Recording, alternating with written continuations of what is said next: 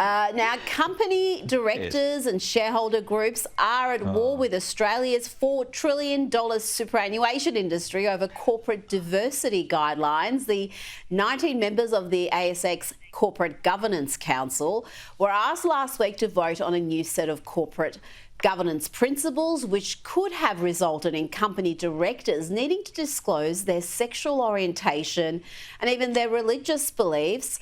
Now, it's the Association of Superannuation Funds of Australia that's pushing for these diversity reforms, but it's good to see business leaders, including the likes of John Wiley, calling for an end to this sort of debate. He said, I personally think it's a gross invasion of people's personal privacy to have to disclose their sexual identity when it comes to eligibility for board positions.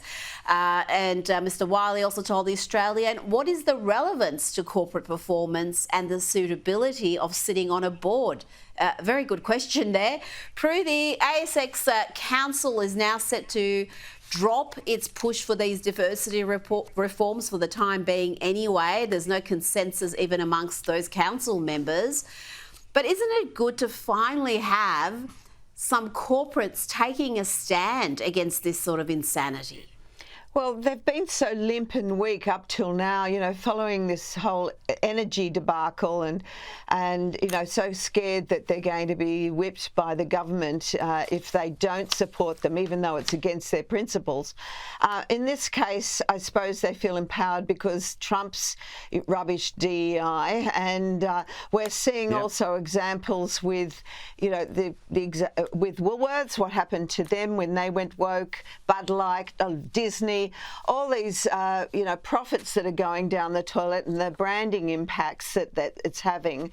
But, you know, I don't care what the sexuality of a board member is, whether they're Indigenous, if they're disabled, you know, all these ridiculous imposts they're wanting them now to impose on them or proposing to impose on them. I want to know that the people in boards are actually worrying about delivering a profit to shareholders, that they have proper corporate guidance and they have the expertise to be able to give this guidance. And that's all you worry about if you're either an investor or you're a customer of these companies. And to have the superannuation mob wanting to take a stand, I would say that a lot of the superannuation people they represent are older people who would be horrified to think that this is going to be imposed on board members. It is, Gary, the industry super funds are behind so much of this far left ideology that we're seeing adopted in the corporate world, even pushed by the corporate world. But Prue touched on Donald Trump's policies, his cut DEI programs, diversity, equity, inclusion, and it's seen a massive shift in the debate, even in Australia.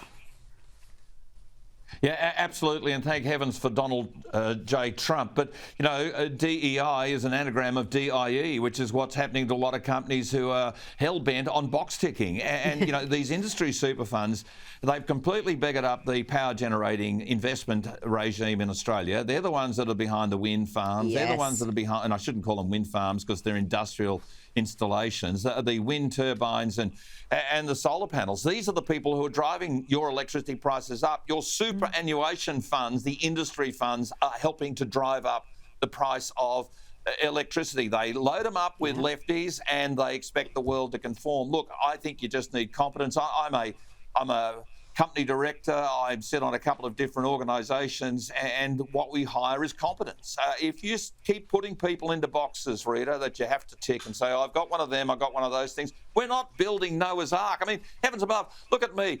I can't get any whiter than I am. I can't be any more male than I am. I don't think I'm as alpha as some others, but I'm just saying I'm a bloke. I'm an older bloke. I'm white. Heavens, I'm completely bare, aren't I, under this regime? So you are the problem. On competence, not on They got to hire on competence, not on identity. This is crazy. And yeah, I've got a problem. I get it. I'll go. Well, yes, you don't tick any boxes, Gary. You're white, you're male, you're privileged, you're heteronormative, able-bodied. Yeah, I mean, yeah, it's downhill for you.